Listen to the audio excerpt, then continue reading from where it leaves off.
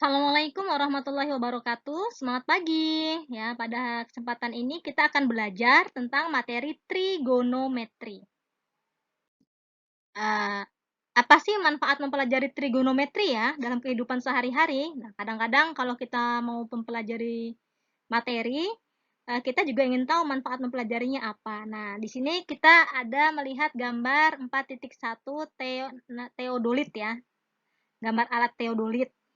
Kemudian gambar 4.2 di situ menunjukkan ada seseorang ya yang menggunakan alat teodolit ini. Nah, apa sih manfaat mempelajari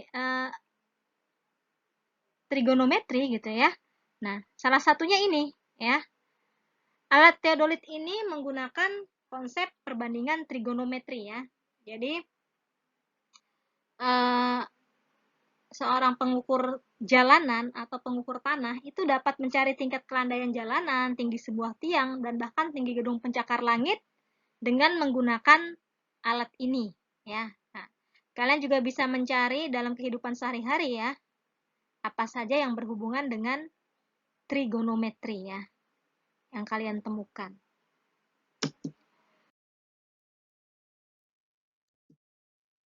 Perhatikan gambar. Nah, di sini ada gambar ya. Nah, gambar segitiga siku-siku ya. Nah, sangat mudah sekali ya kita menamakan segitiga siku-siku itu ya, maksudnya mengetahuinya ya, karena dia salah satu sudutnya ini membentuk L ini ya, tegak lurus nih seperti ini. L 90 derajat. Nih. Makanya dia dikatakan segitiga siku-siku. Nah, yang menjadi patokan di sini adalah sudut tetanya. Ya, sudut tetanya. Sehingga gambar yang pertama itu adalah sisi depan ini, yang di blok warna hitam yang lebih tebal ini adalah sisi depan. Karena dia berhadapan dengan sudut theta atau berseberangan ya. Kemudian yang di samping sudut theta ini itu adalah sisi samping ya. Nah, kemudian yang miring ya jelas ya. Ini adalah sisi miring atau dalam istilah matematikanya hipotenusa ya. Nah, sisi miring. Jadi kalau misalnya di buku atau di materi menuliskan hipotenusa, itu sama saja dengan sisi miring. Nah, jadi tadi sudah dilihat ya, sisi depan yang berhadapan atau berseberangan dengan sudut theta yang menjadi sudut yang ditentukan ya. Kemudian sisi samping yang bersampingan dengan sudut tetanya, dan ini sisi miring. Kalau sisi miring sudah kelihatan paling jelas ya, yang paling miring gitu ya. Nah,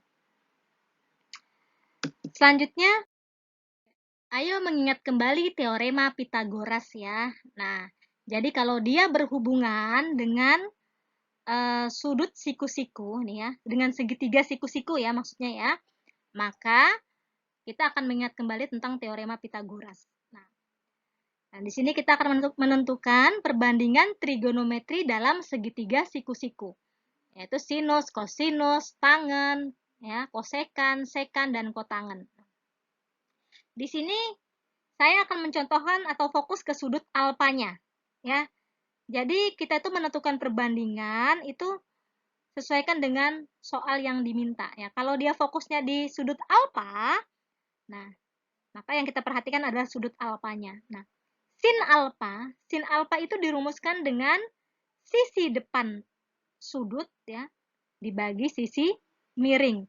Nah, sisi depan itu adalah yang berhadapan dengan sudut atau berseberangan. Nah, di sini kita tulis dengan huruf A kecil ya. Kemudian sisi sampingnya adalah yang berdampingan dengan sudut A. Sudut alfanya ini ya. Nah, kenapa kita tulis dengan B kecil? Karena dia berseberangan dengan sudut B. Nah, kemudian AB merupakan hipotenusa atau sisi miringnya. Nah, seperti itu ya. Nah, setelah semua ini kita tentukan, maka kita lanjut ke cos ya. Tadi sudah sin sudah ya. Sin adalah depan bagi miring. Depan dibagi miring sama dengan sisi A dibagi sisi C. Cos alfa. Cos alfa itu samping bagi miring. Nah, sisi sampingnya adalah B. Berarti B per C. Nah, kemudian tan alfa. Tan alfa adalah depan bagi samping. Depan dibagi samping berarti A dibagi B. Nah, seperti itu. Nah, itu kalau yang kita jadikan fokus sudutnya adalah sin alfa. Bagaimana jika beta yang menjadi fokusnya? Nah, kalau yang menjadi fokusnya adalah sudut beta, maka sin beta adalah depan. Nah, yang berhadapan dengan sudut beta adalah AC atau sisi B.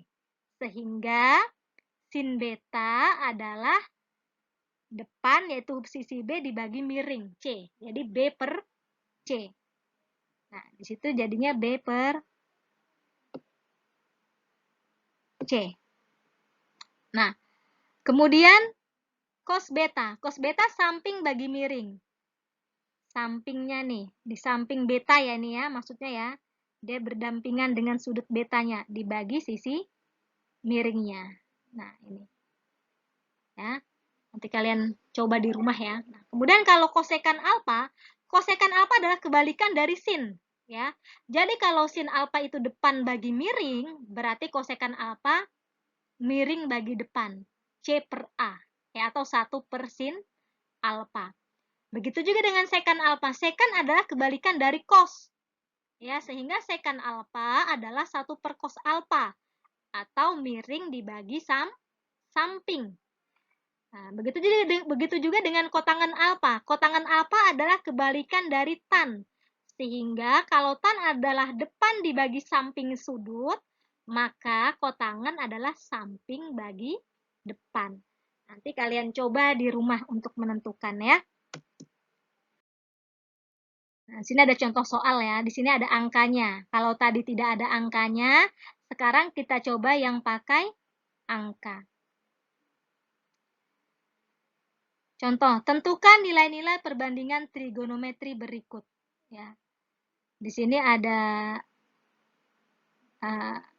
segitiga ABC ya dengan siku-siku di sudut C. AC.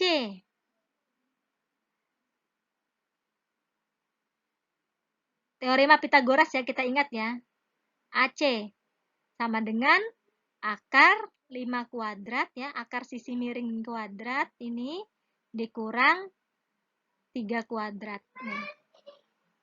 Nah, sehingga akar 25 dikurang 9 sama dengan akar 16 sama dengan 4. Nah, seperti itu.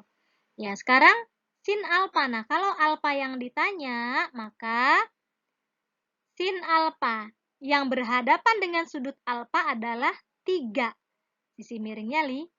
Tulis aja 3 per 5. Nah, kemudian cos alfa.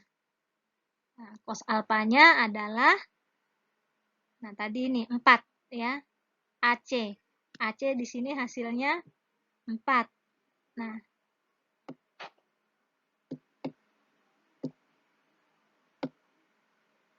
4. Nah, sehingga cos alfa adalah, nah, di samping sudut alfa dibagi miringnya, berarti 4 per 5. Sedangkan tan alfanya adalah depan bagi samping, 3 per 4. Itu jika yang menjadi fokus sudutnya adalah alfa.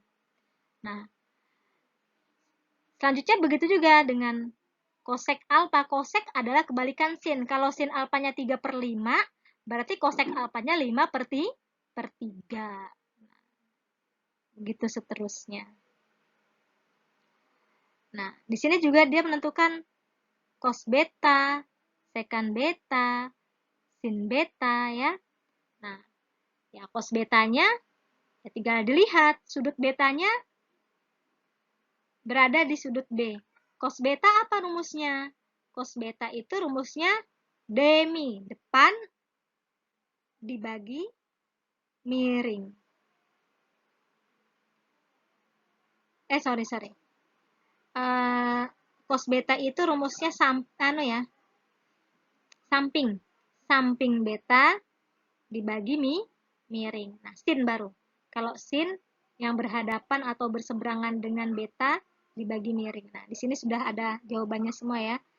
Nah, sambil kalian fokus mengingat-ingat kembali ya.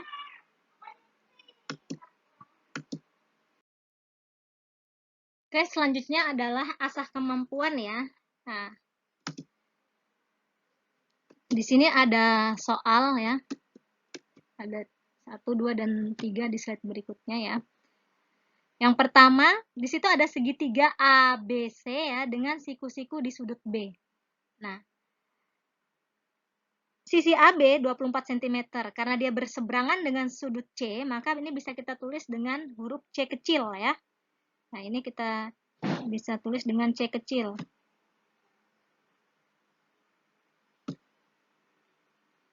Tidak mau, ini penanya bekerja. Nah, kemudian sudut sisi ABC sama dengan 7 cm. Nah, dia berseberangan dengan sudut A ya, atau berhadapan dengan sudut alfanya, maka bisa kita tulis dengan huruf A kecil ya, seperti contoh sebelumnya tadi. Nah, kemudian sisi miringnya belum diketahui. Nah, untuk menentukan sisi miring, kalian bisa menentukan dengan cara akar ya. Ini poin ibu lagi tidak berfungsi ya, penanya ya. Nah, oke, ini mau berfungsi ya. Jadi di sini ibu tulis B kecil ya. Nah, sama dengan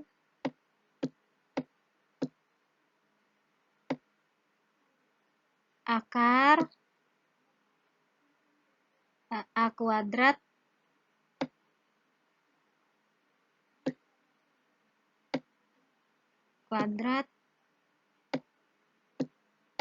tambah kalian tulis sendiri ya nih, karena belum ada alat bantunya nih ya. Kalian tulis saja akar ya, di sini kalian tulis akar teorema Pitagoras ya, yang diingat ya. Sisi miring adalah akar dari 24 kuadrat ditambah 7 kuadrat. Nanti kalian tentukan dan kalian cari. Kemudian yang nomor 2, di situ pada segitiga siku-siku ABC diketahui tan alfa. Tan alfa tadi rumusnya apa? Depan bagi samping. Nah, karena dia di sini desimal 0,75 ya, kalian rubah dulu ke bentuk pecahan ya. Sehingga dia bisa kita tentukan mana yang sisi depan, mana yang sisi miring, samping ya, depan bagi samping. 2 angka di belakang koma berarti per 100. Nah, sehingga di sini menjadi tidak mau juga penanya ya. Di sini menjadi sama dengan 75 per 100 ya. Nah, tetapi itu masih bisa disederhanakan. Nah, kalian sederhanakan ke bentuk yang paling sederhana. Karena dia kelipatan 5, otomatis dibagi 5 sampai tidak bisa dibagi lagi. Nah, baru setelah itu, karena yang diketahui adalah depan per sampingnya, maka kalian harus mencari juga sisi miringnya. Sama seperti cara nomor 1. Seperti itu. Kemudian soal nomor 3 ya, soal selanjutnya. Putri menamakan sisi segitiga sebagai berikut ya. Di sini ada segitiga siku-siku ya.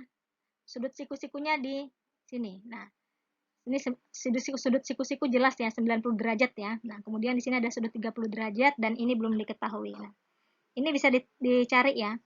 Karena kalau segitiga itu, kalau dijumlahkan sudutnya semuanya, hasilnya 180 derajat ya. 90 tambah 30 tambah sudut yang belum diketahui, kalau dijumlahkan semuanya 180 derajat. Kalian bisa cari.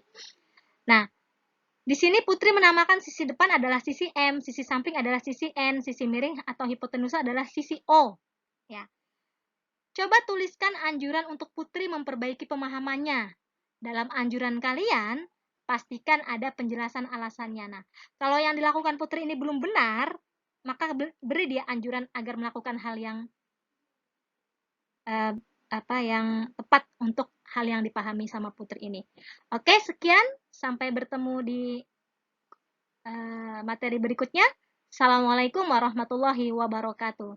Tetap semangat, semoga selalu sehat.